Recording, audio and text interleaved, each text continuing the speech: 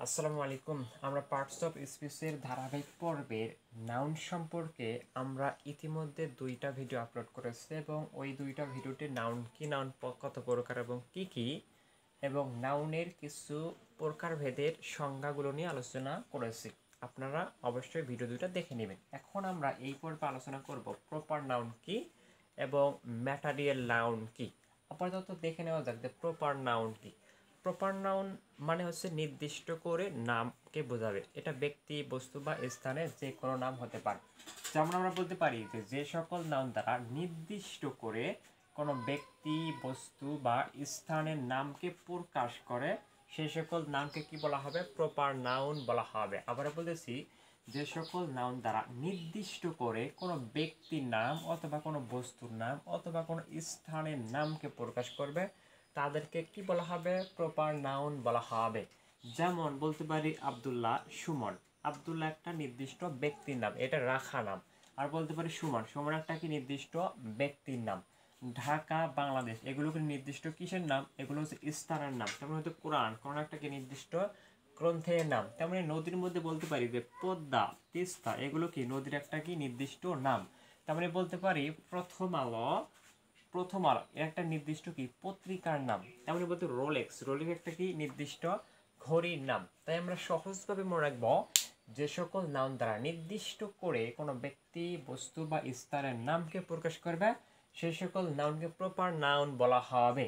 যেমন আব্দুল্লাহ, সুমন, ঢাকা, বাংলাদেশ, কোরআন, পদ্মা, তিস্তা, প্রথম আলো, রোলেক্স, ইটিসি।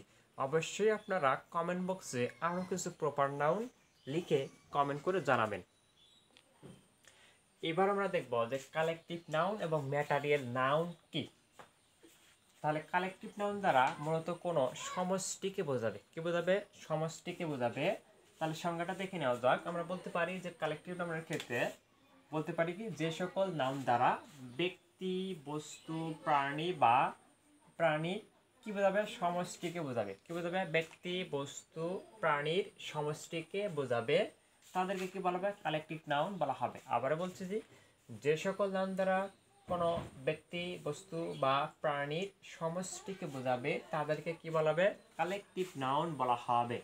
যেমন বলতে পারি আমরা জুরি। জুরি মানে হচ্ছে কি বিচারক মণ্ডলী। কয়েকজন বিচারকের সমষ্টি, কয়েকজন বিচারক মিলে জুরি গঠিত হয়। জুরি মানে হচ্ছে বিচারক মণ্ডলী। এবার ক্লাস, ক্লাস একটু চিন্তা করে দেখো ক্লাসে কি থাকে? ক্লাসে ছাত্র কিংবা ছাত্রী থাকে। তার মানে ক্লাস কিসের সমষ্টি? ছাত্র ছাত্রীর সমষ্টি। তার মানে টিম, একটা টিমে অনেকগুলো লোকজন থাকতে পারে। যেমন ধরো বাংলাদেশ ক্রিকেট টিম, এই দলে 15 সদস্য নিয়ে একটা টিম গঠিত হয়। তেমন হতে পারে বোর্ড, যে কোনো একটা বোর্ড গঠিত হতে গেলে কয়েকজন সদস্যের দরকার। তার মানে কয়েকজনের সদস্যের সমষ্টি হচ্ছে বোর্ড। লাইব্রেরি, একটু চিন্তা করো লাইব্রেরিতে কি থাকে? লাইব্রেরিতে অবশ্যই অনেকগুলো বই থাকে। তার মানে বইয়ের সমষ্টি হচ্ছে কি লাইব্রেরি। এরপর হতে পারে আর্মি। আর্মি হচ্ছে কিসের সমষ্টি? আর্মি হচ্ছে সৈনিকের সমষ্টি। এরপর গ্যাং, গ্যাং মানে বলতে পারো তোমরা যেগুলো কোনটার ধরো আর কি। গ্যাং, গ্যাং মানে হচ্ছে কি এটা কোন নাউন হবে? কালেকটিভ নাউন হবে।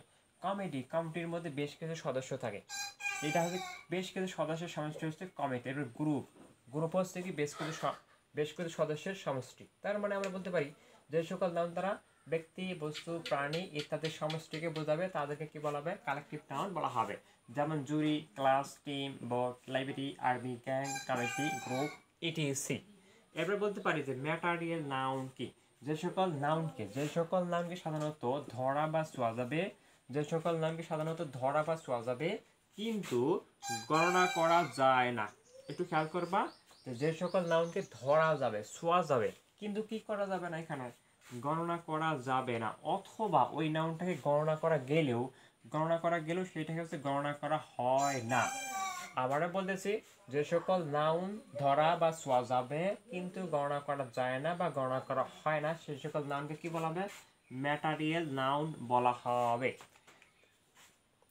জাস্ট সিম্পলি মনে রাখবো, যে সকল নাউনকে ধরা যাবে, ছোঁয়া যাবে কিন্তু গণনা করা যাবে না অথবা গণনা করা হয় না, অর্থাৎ গণনা করা গেলেও আমরা গণনা করব না, সেক্ষেত্রে সেই নাউনটাকে কি বলা হবে? ম্যাটারিয়াল নাউন বলা হবে।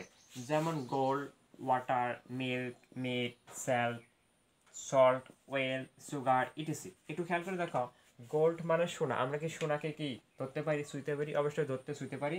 গণাকে কি আমরা আমরা সোনাকে কি গুনতে পারি বা গণনা করা হয়? এটাকে গণনা করা হয় না, বরং কি করা হয়? পরিমাপ করা হয়। ওই এটা হচ্ছে ওয়াটার। ওয়াটার মানে হচ্ছে পানি। পানিকে আমরা ধরতে পারি, ছুঁইতে পারি, কিন্তু কখনো পানিকে গণনা করা যায় না। তেমন হতে পারে মিল্ক। মিল্ক দুধ। দুধকে ধরা ছোঁয়া যায়, বাট কি গণনা করা যায় না। মিট। মিট মানে হচ্ছে গোস্ত। আমরা যখন গোস্ত অর্থাৎ যখন আমরা খাই তখন 1 পিস 2 পিস 3 পিস এভাবে কিন্তু গণনা করতে পারি। বাট আলটিমেটলি মিট যখন আমরা গোস্ত কিনতে যাই বাজারে, তখন কিন্তু গণনা করে আমরা কিনি না। আমরা কিন্তু দোকানদারকে বলি না যে আমাদেরকে 20 পিস গোস্ত দেন, আমরা কিন্তু এইটা বলি না। তাই এইটা কি হবে? মিট একটা কি হবে? ম্যাটারিয়াল নাম। তারপরে স্যাল। স্যাল মানে হচ্ছে কি? লবণ। লবণ কিন্তু পাই সূক্ষ্ম একটা জিনিস। আমরা চাইলে লবণকে গুনতে পারবো, অর্থাৎ অনুপরিমাণ জিনিসকেও গণনা করা যায়, বাট এক্ষেত্রে লবণকে গণনা করি না। আমরা কখনো দোকানদারকে গিয়ে বলি না যে 1,40,549টা লবণ দেন, আমরা কিন্তু এটা বলি না। এভাবে বললে দোকানদারের মাথা খারাপ হয়ে যাবে। বাট আমরা কি বলি যে আমাদের 1 কেজি, হাফ কেজি, 2 কেজি লবণ দেন, সেক্ষেত্রে এটা কি হবে? এটা ম্যাটারিয়াল নাম। কেন? কারণ এইটাকে দেখা বা ধরা যায়, কিন্তু গণনা করা হয় না। তারপরে ওয়েল। ওয়েল মানে হচ্ছে কি? তেল। কেমন হতো? সুগার। সুগার মানে হচ্ছে চিনি। সবগুলোকেই জাস্ট ধরা ছোঁয়া যায়, কিন্তু এগুলোকে গণনা করা হয় না অথবা গণনা করা যায় না। তাহলে আমরা সিম্পলি মনে রাখবো, যে সকল নাউনকে ধরা বা ছোঁয়া যাবে কিন্তু গণনা করা যায় না বা গণনা করা হয় না, সেই সকল নাউনকে কি বলা হবে? ম্যাটারিয়াল নাউন বলা হবে। যেমন gold, water, milk, meat, salt, oil, sugar, etc.